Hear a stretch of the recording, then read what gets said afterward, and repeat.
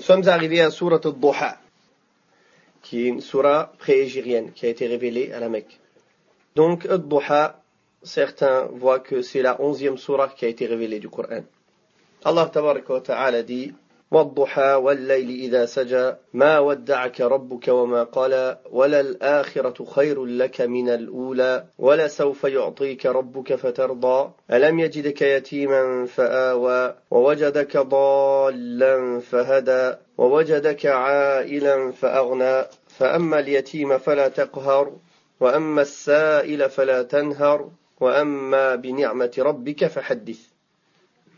Donc Allah tabaraka wa ta'ala, comme c'est connu, qui est le seul qui a le droit de jurer par ses créatures. Nous avons déjà parlé de cela.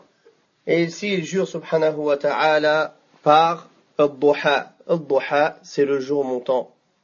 C'est un moment dans la matinée. Nous connaissons tous la salat al-duha, qui est donc le moment de la matinée. وَالضُّحَى وَاللَّيْلِ إِذَا سَجَى, et par la nuit quand elle couvre tout. Donc, quand Allah tabaraka wa ta'ala a juré par la journée, l'aube qui s'étend partout, dont sa lumière se répand partout, et la nuit qui couvre tout quand elle arrive, c'est-à-dire dans ces moments-là où se passent des actions des êtres humains, la journée et la nuit. Comme quand Allah Ta'ala il jure par wal asr, par le temps, ici par la nuit et le jour, c'est-à-dire les moments dans lesquels les actes des êtres humains sont faits. Naam. وَالضُّحَى وَاللَّيْلِ إِذَا سَجَى مَا وَدَّعَكَ رَبُّكَ وَمَا قَلَى. Quand Allah tabaraka wa ta'ala dit ton Seigneur ne t'a ni abandonné ni détesté, il est clair que Allah tabaraka wa ta'ala, depuis qu'il a éduqué le prophète sallallahu alayhi wa sallam d'une éducation spécifique, wa ra'ahu, il s'est occupé de lui d'une manière spécifique sallallahu alayhi wa sallam.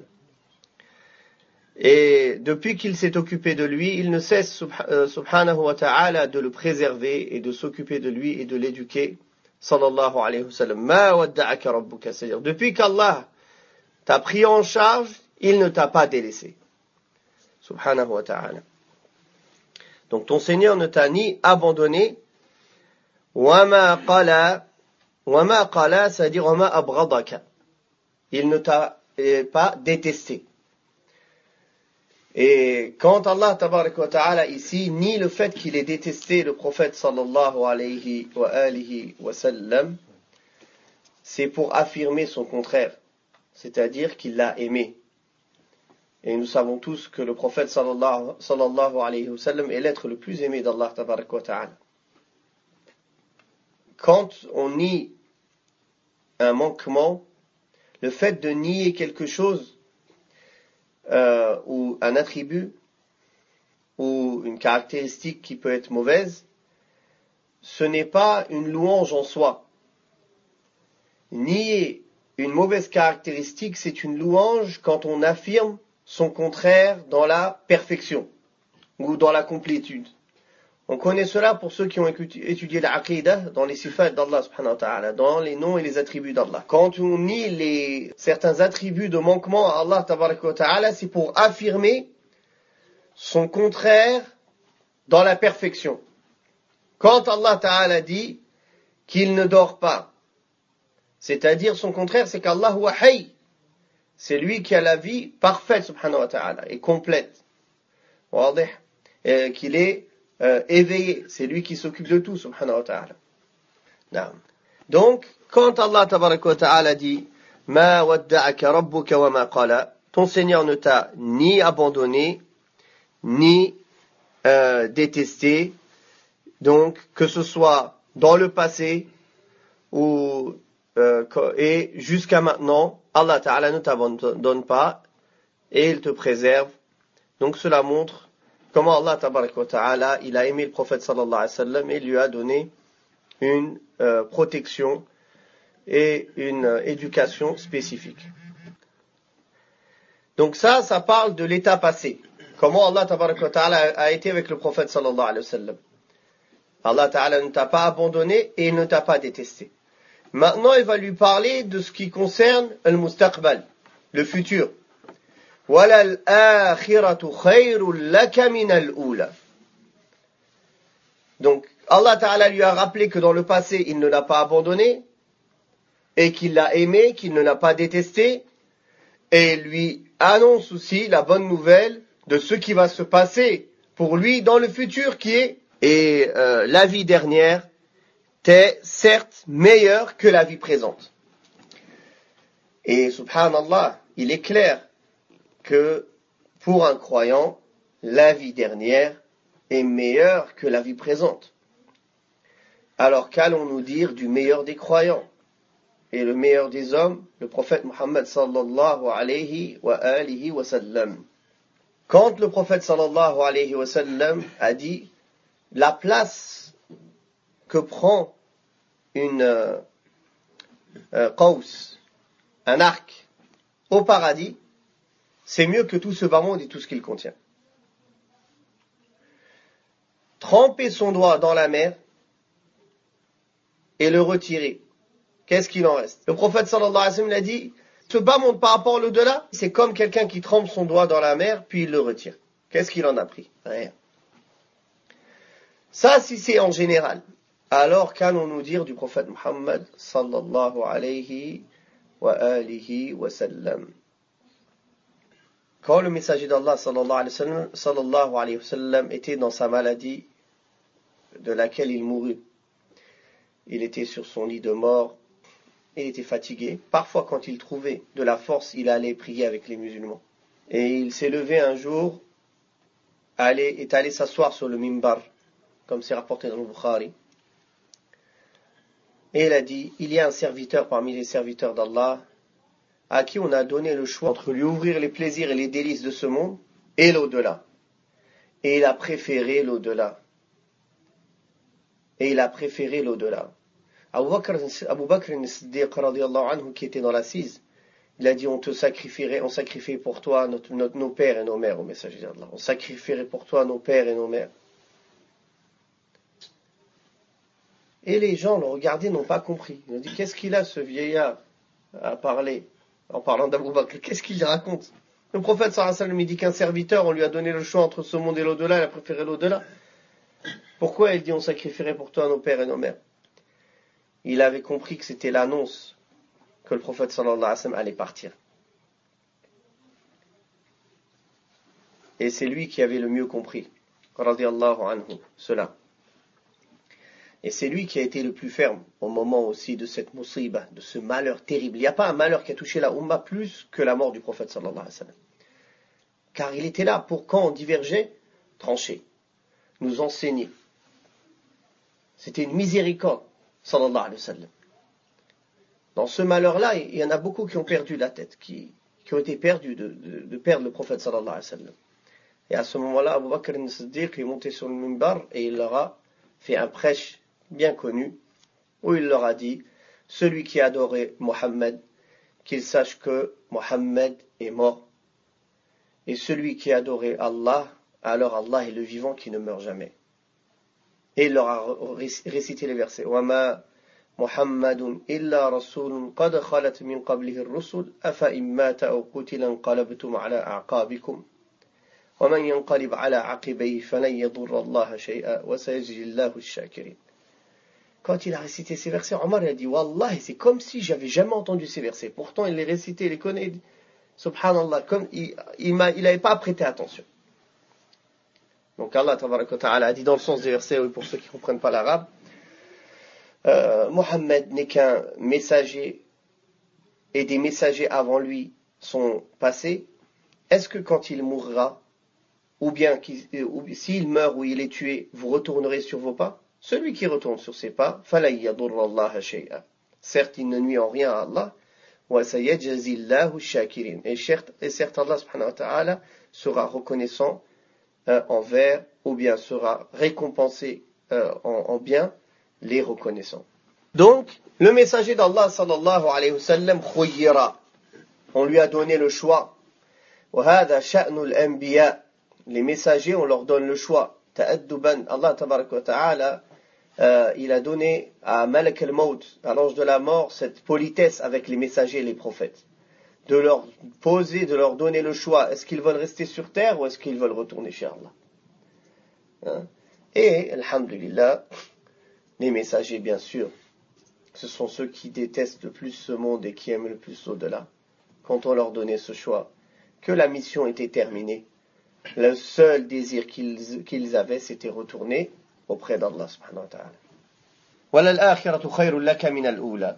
Donc, Allah tabaraka wa ta'ala donne le choix aux prophètes et aux messagers avant de mourir. Est-ce qu'ils préfèrent que les largesses de ce bas monde, ils restent dans ce bas monde, ou bien qu'ils retournent auprès d'Allah subhanahu wa ta'ala? Et sans aucun doute, ils préféraient tous retourner auprès d'Allah subhanahu wa ta'ala. De même, quand Allah tabaraka wa ta'ala dit وَلَلْآخِرَةُ خَيْرٌ لَكَ مِنَ الْأُولَى, donc il parle de la demeure dernière, mais l'akhirah, en arabe, ça veut dire ce qui vient après. Ça peut prendre aussi le sens que même dans ce bas monde, ce qui va venir après comme situation pour toi, il sera mieux, ces situations-là seront mieux que les situations dans lesquelles tu es actuellement. Et c'est ce qui s'est passé. Allah Ta'ala a toujours élevé et a établi sa religion jusqu'à ce qu'il l'aide sur ses ennemis, qu'il le raffermisse sur ses pas et qu'il établisse l'islam. Et que, alhamdulillah, la Mecque, elle s'est rendue au prophète sallallahu alayhi wa sallam, elle est entrée en islam. Et il a laissé la péninsule arabique sur l'islam et le chemin de la prédication ouverte. Donc il a complété sa mission sallallahu alayhi wa sallam, puis il est retourné auprès d'Allah tabaraka wa ta'ala. Puis Allah tabaraka wa ta'ala a dit وَلَا سَوْفَ يُعْطِيكَ رَبُّكَ فَتَرْضَى, et ton Seigneur t'accordera certes ses faveurs et alors tu seras satisfait. Il a été rapporté un hadith sahih où la cause de la révélation de ce verset, c'est que Allah tabaraka wa ta'ala, il a préparé des dizaines de palais aux messagers d'Allah sallallahu alayhi wa sallam dans le paradis.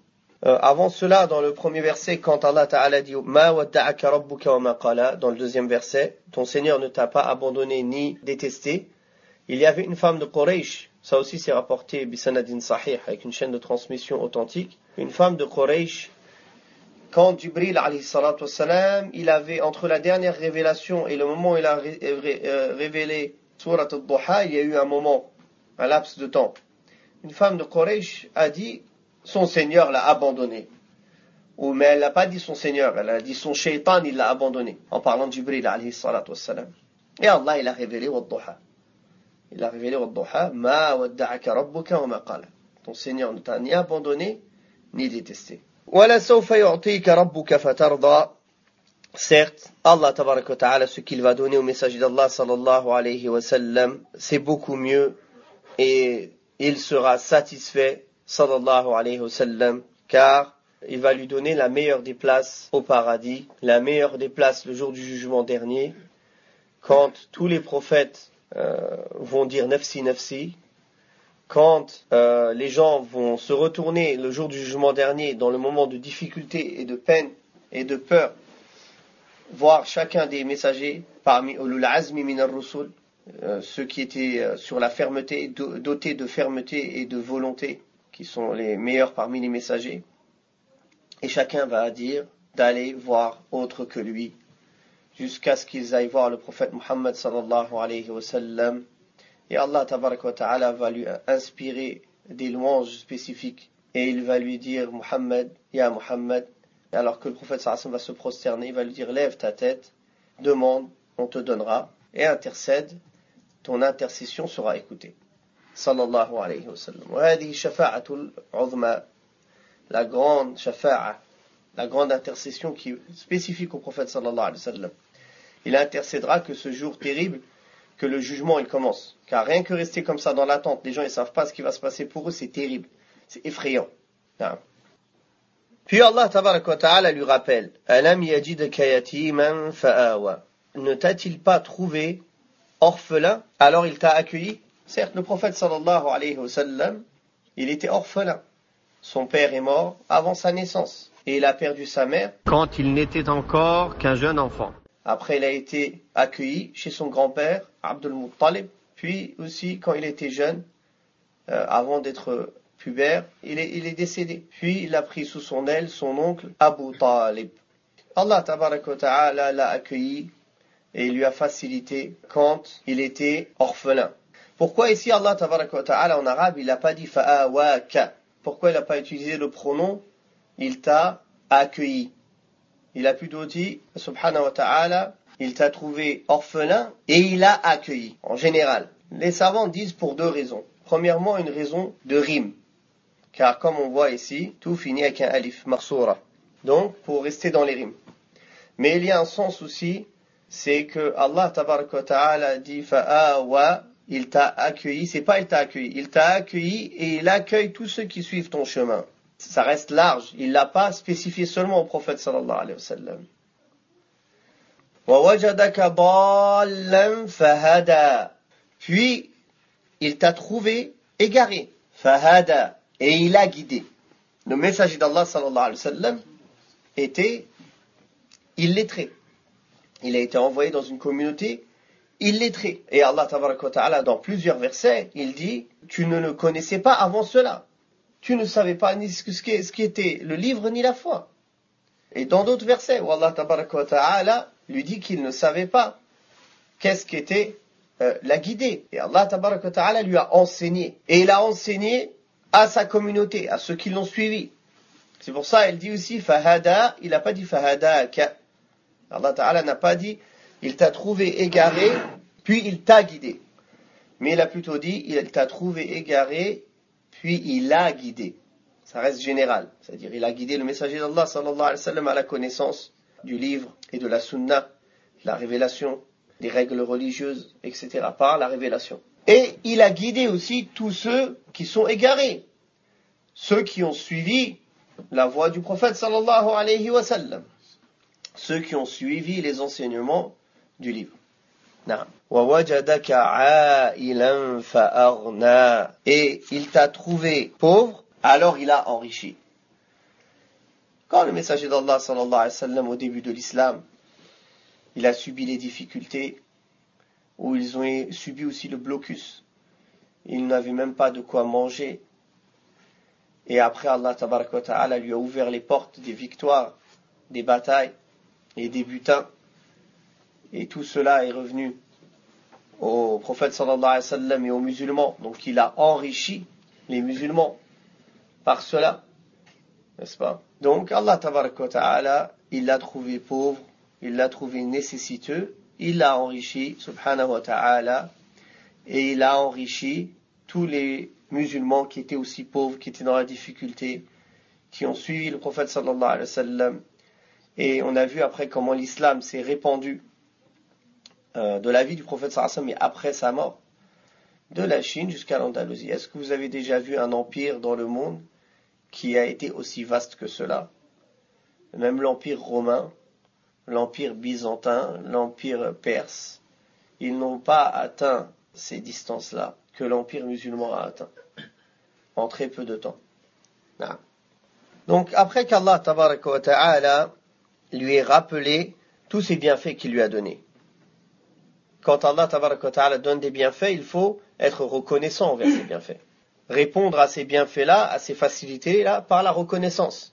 Donc Allah tabaraka wa ta'ala lui a rappelé, maintenant qu'il lui a rappelé tous ces bienfaits, alors l'orphelin ne le maltraite pas.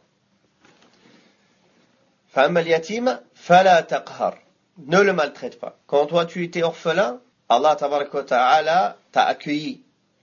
Toi et vous les musulmans, en suivant le prophète sallallahu alayhi wa sallam, ne maltraitez pas l'orphelin. D'ailleurs, combien de versets sont venus enjoindre d'être bon envers l'orphelin et de ne pas mal le traiter et de ne pas s'approcher de ses biens en mal. D'ailleurs, celui qui mange le bien des orphelins injustement, il mange du feu de l'enfer. Qui est considéré comme orphelin en islam? C'est l'enfant qui a perdu son père avant la puberté. فَأَمَّا الْيَتِيمَ فَلَا تَقْهَرْ, c'est en réponse de أَلَمْ يَجِدْكَ يَتِيمًا فَآوَى. Ne t'a-t-il pas trouvé orphelin et il t'a accueilli? Donc, toi, l'orphelin, ne le maltraite pas. Ne le repousse pas avec dureté. وَأَمَّا السَّائِلَ فَلَا تَنْهَرْ. Quant au demandeur, ne le repousse pas. Ici, le demandeur, ça vient en réponse à quel verset auparavant? L'a guidé. Il t'a trouvé égaré, il t'a guidé. Donc, celui qui vient demander sur l'islam, celui qui vient poser des questions, celui qui veut apprendre l'islam, ne le repousse pas. Ne le rejette pas. Enseigne-lui. Transmets-lui. Et d'ailleurs, le prophète sallallahu alayhi wa sallam nous a conseillé cela. Bashiru wa la tunaffiru. Yassiru wa la tu'assiru. Annoncez la bonne nouvelle et ne rebutez point les gens. Facilitez et ne rendez pas les choses difficiles. Donc, le demandeur de religion, le questionneur, il ne doit pas être rejeté. On doit lui répondre. D'ailleurs, Allah tabaraka wa ta'ala a pris le pacte avec ceux qui ont reçu le livre, c'est-à-dire la science, de ne pas taire cette science et de la transmettre. Quand Allah tabaraka wa ta'ala a dit, et quand Allah a pris le pacte de ceux qui ont reçu le livre, vous allez l'exposer aux gens et vous n'allez pas le taire. D'ailleurs, le messager d'Allah sallallahu alayhi wa sallam a dit dans le hadith authentique que la personne qui tait une science qu'il détient d'Allah subhanahu wa ta'ala sera ressuscitée le jour du jugement dernier avec un carcan de feu. Cette interdiction-là de repousser le demandeur de questions, elle n'est pas absolue. Il y a des cas dans lesquels le demandeur peut être repoussé ou bien peut être réprimandé. Le cas où la personne qui demande est un fattan, est quelqu'un qui cherche le trouble et la dissension entre les savants ou entre les étudiants dans la science. Il vient, il demande à un savant, il demande à un autre, il demande à un autre pour pouvoir mettre la zizanie entre les savants. Celui-là, on le repousse avec dureté. Celui-là, on lui apprend la politesse. On lui apprend comment on demande la science. Quelqu'un aussi qui vient et qui ne respecte pas l'assise une assise de science. Ou qui pose une question inappropriée, ou qui pose une question qui peut être mal comprise par les gens dans l'assise. Et le alim, le savant, voit que c'est pas une maslaha, c'est pas un intérêt d'énoncer ce sujet, c'est un sujet qui dépasse la compréhension des gens. Donc il le tait. D'ailleurs, le messager d'Allah sallallahu alayhi wa sallam nous a encouragé à cela, à faire attention. Il a dit dans le hadith sahih rapporté par l'imam Muslim, tu ne parles pas aux gens d'une chose que leur raison n'atteint pas, sans que ce ne soit pour certains d'entre eux une tentation. Et d'ailleurs, Ali radiallahu anhu a dit, parlez aux gens selon ce qu'ils sont capables de comprendre. Voulez-vous que les gens traitent de mensonges Allah et son messager? S'il y a des sujets qui sont délicats, que la raison des gens n'atteint pas encore, ça peut les pousser à démentir ou à traiter de mensonges des vérités de l'islam. Donc ces choses-là, on peut les retarder pour plus tard. On peut ne pas les dire tout de suite, les taire pour un intérêt. Donc, le alim, le savant, ou bien la personne qui est questionnée, que ce soit un savant ou un étudiant en sciences qui est capable de répondre, s'il voit le maslaha, il voit l'intérêt de ne pas répondre, il y a un intérêt plus grand de ne pas répondre à cette personne, ou bien de la repousser à cause de son manque de politesse, à cause du fait qu'il cherche la fitna, qu'il cherche ses passions. Par exemple, quelqu'un il questionne plusieurs savants, jusqu'à ce que quelqu'un lui fasse une fatwa selon ses passions. Et lui, il sait qu'il a déjà questionné un autre savant. Quand il vient le questionner, il dit, me questionne pas. N'as-tu pas questionné avant moi tel cheikh? Pour l'éduquer, pour le remettre dans le droit chemin, de ne pas suivre ses passions. Non. D'autres cas comme ça. Ça revient, on voit souvent ça, ce comportement chez les professeurs, chez les chouyours, avec les élèves. Parfois, ils voient des élèves avec un mauvais comportement dans l'assise de sciences, qui prend la parole sans demander l'autorisation, qui se permet de répondre aux élèves à la place du cheikh. Quand une question est posée par un élève, c'est un autre élève, il prend la parole, il répond. Alors il le reprend avec dureté pour l'éduquer, pour que ce soit une leçon pour les autres. As-sa'il, le demandeur, c'est donc tout demandeur. Ici, en premier lieu, le demandeur de science et de guider, aussi le demandeur d'argent. Celui qui vient demander de l'argent pour le visage d'Allah, on ne doit pas le repousser. S'il a besoin, on peut l'aider, on l'aide. Mais si on voit que c'est un trompeur, quelqu'un qui en a fait un commerce, c'est une mafia qui fait travailler des gens pour récupérer l'argent, ou bien que c'est quelqu'un qui n'est pas dans le besoin, c'est une maladie, il est tombé dans la mendicité, sans être dans le besoin, alors cette personne-là, on peut la réprimander et la repousser et la rebuter. Donc, ce verset où Allah tabaraka wa ta'ala interdit de repousser et de réprimander le demandeur n'est pas dans l'absolu. N'est pas dans l'absolu. À la base, on ne doit pas le repousser, mais il peut y avoir des cas dans lesquels on le repousse. Naam. Wa amma bi ni'mati rabbika fahaddith. Et quant aux bienfaits de ton Seigneur, proclame-les, c'est-à-dire parle-en. Si Allah tabaraka wa ta'ala a donné des bienfaits, un moyen d'être reconnaissant envers lui, c'est de parler de ces bienfaits qu'Allah nous a donnés. Si en parler, ce n'est pas dangereux pour la personne. Par exemple, si la personne parle de certains bienfaits qu'Allah lui a donnés pour se vanter sur les autres, alors ça c'est haram. Ou bien pour s'enorgueillir et se montrer plus haut que les gens qu'il a en face de lui. Ceci est interdit. Si aussi le fait d'énoncer certains bienfaits devant des gens qui ne le méritent pas, des gens qui ne sont pas des gens de confiance, qui ont une âme mauvaise, des gens jaloux, alors ce n'est pas la peine de leur énoncer les bienfaits qu'Allah t'a donnés, car ils vont te jalouser. Ce genre de bienfaits-là, tu les énonces devant des gens de confiance, que tu sais qu'ils aiment le bien pour toi, qu'ils sont contents pour toi si Allah t'a facilité et t'a ouvert des portes, qui au contraire vont être heureux, car ils te considèrent comme un membre de leur corps, un membre de leur famille.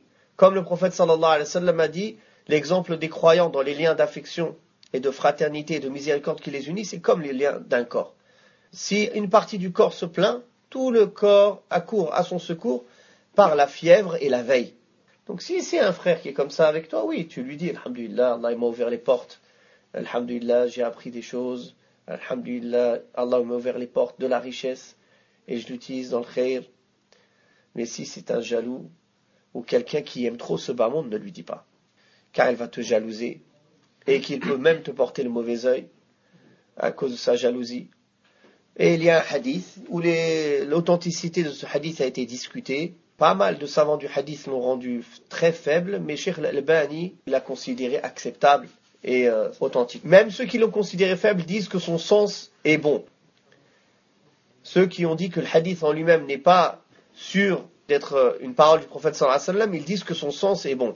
C'est-à-dire qu'on peut tirer d'autres textes du Coran et de la Sunna que les leçons à tirer de ce hadith sont réelles. Ce hadith où le messager d'Allah sallallahu alayhi wa sallam dit « Prenez aide à compléter vos projets avec le secret et le silence, car toute personne qui a un bien, il est jalousé. » Donc, quand on veut faire un projet, il ne faut pas en parler sur tous les toits. Il faut en parler seulement aux gens qui peuvent nous conseiller, les gens de bons conseils. On en parle pour qu'ils nous donnent le bon conseil. Ou on partage cela avec un frère ou une sœur de confiance. On sait qu'il aime le bien pour nous, il va nous aider. Ou bien il va nous aider par le bon conseil, ou bien il va nous aider par le dua, par la dua, l'invocation, ou bien il va nous aider par les biens, par sa personne, par le temps. Donc c'est une personne qui veut le bien pour nous, qui va nous aider. Dans ce cas-là, on lui en parle. Mais des gens jaloux, si c'est raconté pour se vanter, c'est haram. Et si c'est raconté comme ça pour raconter, il y a des gens, ils sont bavards, ils aiment bien raconter tout ce qu'ils ressentent. Moi, je les appelle Twitter, ces gens-là. Parce qu'en fait, ils donnent leurs impressions toute la journée, comme les gens sur Twitter. Toute la journée, ils donnent ses impressions. Ah, je suis allé à gauche, je vais à droite, je suis bien réveillé, je suis mal réveillé, j'ai dormi. Ah, j'ai rencontré mon ami. Qu'est-ce qu'on en a à faire, Allah yarham al-walidin? Qu'est-ce qu'on en a à faire de tes impressions ou de tes sentiments? T'as quelque chose d'intéressant à partager, partage-le. C'est pour raconter ta vie, barakallahu fik. Garde ça pour toi. Farakada, il y a des gens, ils ont besoin de raconter leur vie à tout le monde. Ils ont un surplus de sociabilité. C'est comme ça. Autant il y en a, ils sont trop renfermés sur eux-mêmes. Ils parlent à personne. Secret total. Autant il y a le contraire, il y a l'opposé. Le musulman, il est, Inch'Allah, au juste milieu. Il raconte aux gens de confiance, ceux qui peuvent être d'une utilité, dans le conseil, dans l'aide, ou bien quelqu'un qui a de la science, il peut le conseiller, il peut lui donner les règles religieuses dans les projets qu'il a. Même les rêves. Le prophète sallallahu alayhi wa sallam a dit que les rêves, on ne les raconte pas à tout le monde. Quand tu fais un beau rêve, une bishara, une bonne annonce qu'Allah Ta'ala te fait dans le rêve, bien que ce n'est pas une certitude un rêve, ça reste toujours dans le sens de l'encouragement. Tu la racontes aux gens que tu aimes, aux gens qui t'aiment, des gens proches, pas à tout le monde. Non.